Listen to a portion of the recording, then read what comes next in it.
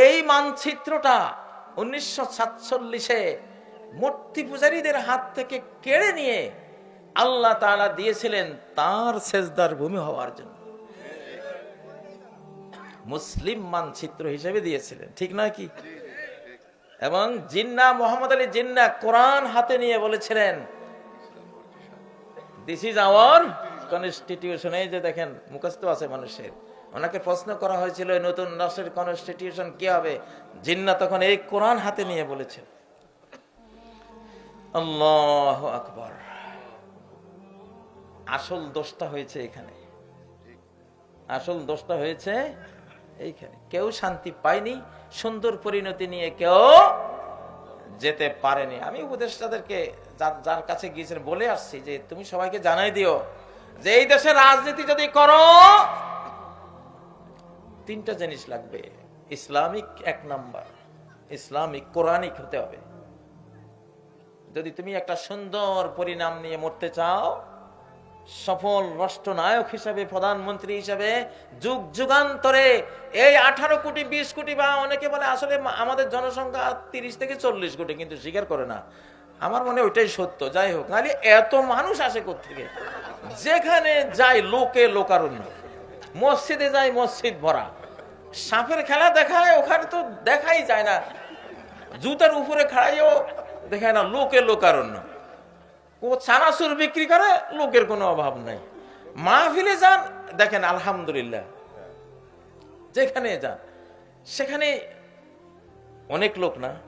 Saudi আরবে যদি এই পরিমাণ লোক সরকার দেখে, পুলিশ টুলিশ দিয়া অ্যারেস্ট ম্যারেস্ট করে কিয়ামত করে ফেলবে। এত লোক কেন? আপনারা তো এই দেশে টের পান না। আল্লাহু আকবার।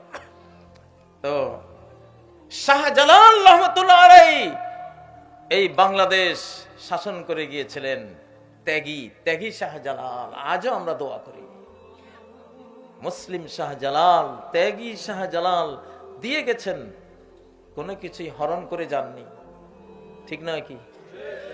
খান জাহান আলী এই দেশ শাসন করে গেছেন, খুলনা অঞ্চলের বিশাল অঞ্চল জুড়ে। আজও খান জাহান আলী নাম শুনলে রহমতুল্লাহ আলাই বলি নাকি বলি না? বলি। সুবহানাল্লাহ।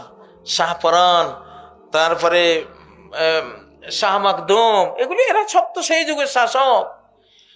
তারা ছিল ত্যাগী, আমরা হয়েছি ভোগী। বিগত রেজিমে কাউকে জিজ্ঞাসা করলে, ভাই আপনি কি করেন? বলতে, ভাই আমি তো আওয়ামী লীগ করি। কত বড় চোর, চোরের ঘরের চোর। মানে কি, তার আর কিছু লাগবে না, বুঝেন না? হ্যাঁ, ছাত্রলীগ। যাক বাবা, তোমরা ছাত্রলীগের হয়তো শুনতেছো, ভাই তোমাদেরকে এখন তোমরা তওবা করো, ইস্তেগফার করো, ভালো হয়ে যাও ইনশাআল্লাহ। কারণ সূর্য এখনো পশ্চিম থেকে উঠে নাই, ঠিক না? ফ্যাসিবাদী বা আওয়ামী লীগ যারা জুলুম করেছে, তোমাদের জন্য অনেক বড় বড় কফাল যে সূর্যটা এখনো পূব দিক থেকে উঠতেছে। তার মানে তওবার দরজা খোলা। আল্লাহু আকবার। ভালো হয়ে যাও। ভালো হলে আগামী 1, 2, 3 বছরের মধ্যে দেখবা আস্তে আস্তে জামাত ইসলামী, ছাত্র শিবির, বিএনপি, এই দেশে যারা এখন যারা কর্ণধার, আগে মাজলুম ছিল, তোমরা মিশে যেতে পারবা, মিশে যেতে পারবা। ওরা অনেকে বলে যে আমরা আবার আসতেছি। আমি বলি 53 বছর অন্তত গুনতে হবে। হ্যাঁ, ঘুমের ঘরে জেলখানায় ওই আয়াতটি পড়তাম, সূরা আলে ইমরান। আমি তখনই বুঝতাম যে আল্লাহ তুমি তো তাইলে ওদের ব্যাপারে সিদ্ধান্ত নিয়ে ফেলেছো যে সে আয়াতটা দেখাই আপনাদেরকে। সেই আয়াতটাই পড়তাম বারবার। তা আমি ওই জেলখানা যারা আমার সঙ্গী ছিলেন বলতাম যে এদের যাওয়ার টাইম হয়েছে। তো আমরা যেরকম 53 বছর ভুগেছি, তাদেরও 53 বছর ভোগার সেই দিন আসতেছে।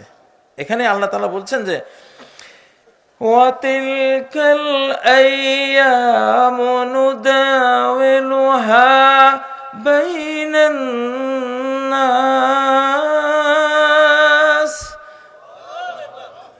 দুঃখ আর সুখের ওই দিনগুলি, জয় আর পরাজয়ের ওই দিনগুলি আমি সবসময় এক গোষ্ঠীর উপরে, এক গোষ্ঠীর কাছে রাখি না।